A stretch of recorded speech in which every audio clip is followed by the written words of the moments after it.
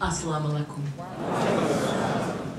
Friends, we come together today to share the joy we take in each other's presence and faith. God is great. God is good. I'm so happy to be with you here today, especially considering the events of this week in Nigeria. Pray with me for the Christians killed this week by Muslims in Jos.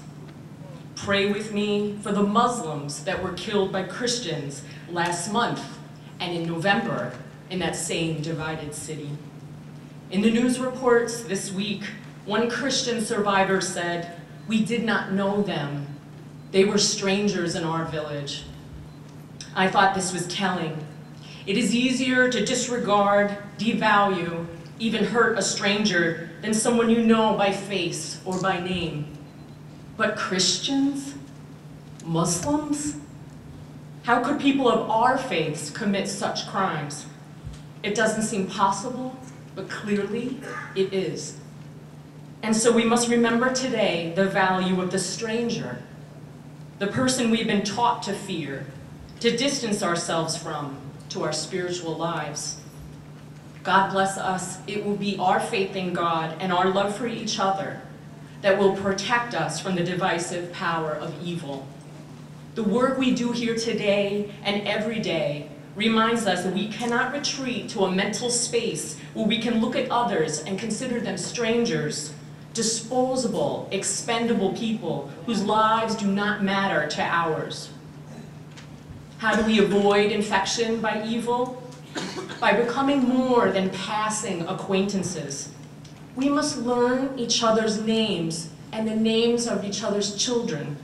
We must share meals and prayers, pains and joys. We must share our faith stories and our favorite passages from our holy books. We must become a part of each other's daily lives. If I only see you once a year, I'm not doing enough to make you a part of my life. My Muslim brothers and sisters are a part of my spiritual family. We are all children of God, of Abraham. If we are family and owe one another love and protection, we must have personal connections that show this. But we cannot stop at friendship. The horrors of Rwanda are not far behind us. In those massacres, Hutu friends, neighbors, and relatives killed Tutsi friends, neighbors, and relatives. The smoldering embers of long-standing hurt and resentments were fanned so high in those terrible days, it was possible for radio announcers to call for the slaughter of Tutsis days in advance. For days, the Hutu people's hearts and brains were soaked in poison, making it easier for them to pick up machetes.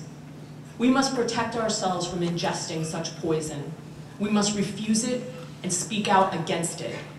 We must love one another so deeply that we are willing to protect each other in the face of anyone or anything who would ask us to go to war against each other. I cannot say I love you if I ignore or pretend not to hear someone disrespect Islam or devalue a Muslim person. I cannot say I love you if I ignore destructive government policies and actions towards Muslim people. I cannot say I love you and allow others to fertilize our ground with misinformation and fear. Love resides in our hearts, our body's strongest muscle. If we don't exercise that muscle, our love loses power. We must speak for one another. We must march to make our love public. We must embrace, hold each other in one another's arms to remind ourselves that any distance that we put between us is a distance we choose. People are not sure that they can believe in the power of peace. Violence is so sure, so swift, so definite. Let's show others that peace is not apathetic, is not restful, is not quiet. Peace can only be had with great effort of many hearts, hands, and voices. Let's make the power of all of these evident every day in our lives as Christians and Muslims. We owe it to each other, and the world needs it. May God bless us and strengthen us in our way. Thank you.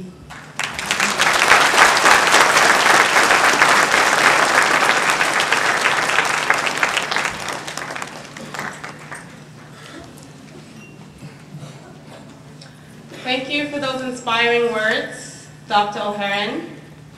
We are honored to have you present, and we appreciate your continued support of UMCF.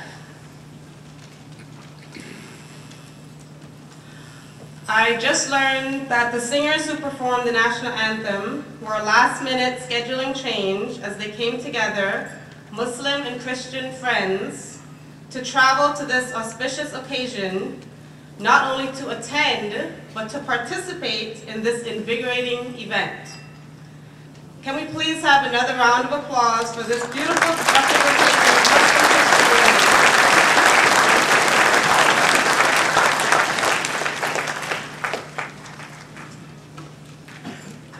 It is my pleasure to be here in this beautiful city, the home of our next guest. Needing no introduction, he is a very distinguished gentleman. Making his 4th appearance at a United Muslim Christian Forum event, ladies and gentlemen, please help me welcome the Honorable Mr. Matthew T. Ryan, Mayor of the City of Binghamton.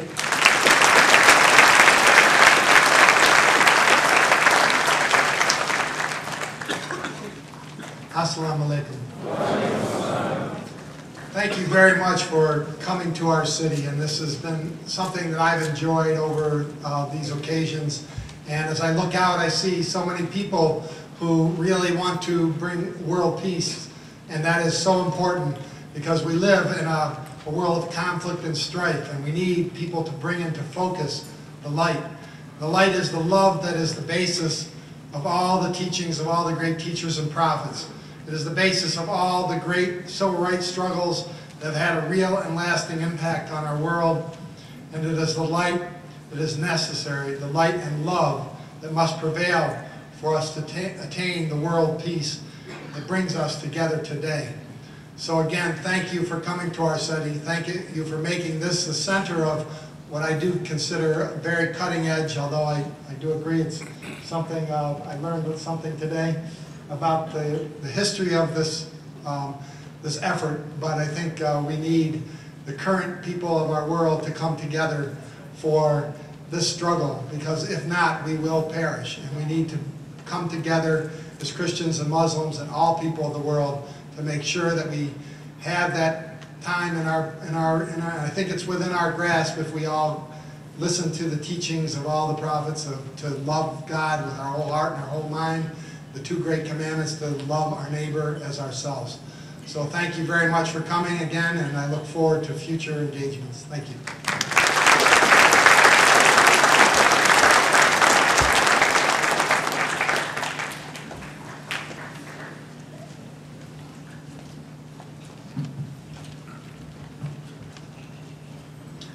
Thank you, Mayor Ryan. We recognize that being a mayor entails keeping a busy schedule. We thank you for taking time out of yours to join us for the sake of Muslim-Christian unity. It is truly a pleasure to hear you speak. As always, your words of wisdom are appreciated. Thank you.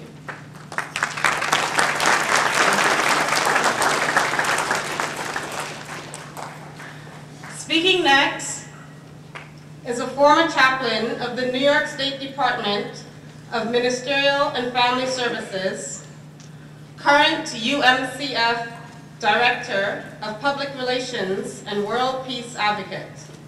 Please join me in a round of applause welcoming Mr. Mohammed Hasib Qadri.